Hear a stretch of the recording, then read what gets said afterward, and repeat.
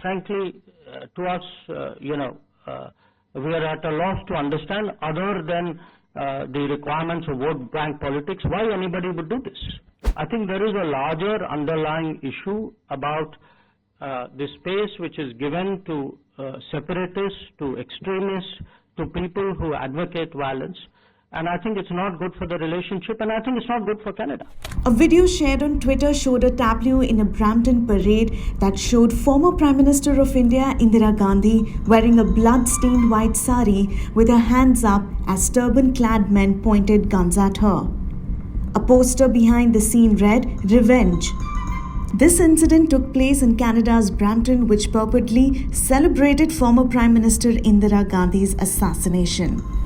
In 1984, Indira Gandhi was assassinated by two of her Sikh bodyguards in the aftermath of Operation Blue Star.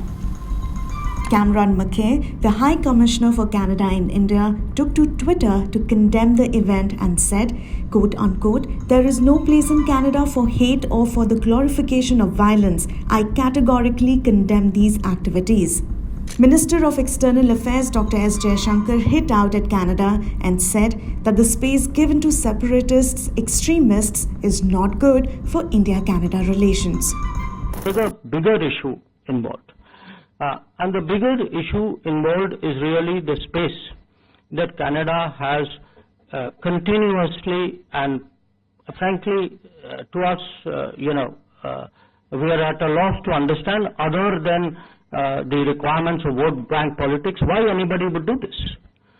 Because if you look at their history, I mean, you would imagine that they learn by the history and they wouldn't like to repeat their history. So it isn't only one incident, however egregious it may be.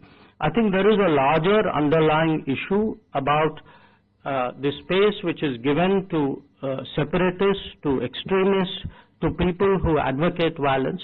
And I think it's not good for the relationship, and I think it's not good for Canada. The Congress party had earlier sought the union government's intervention over the incident.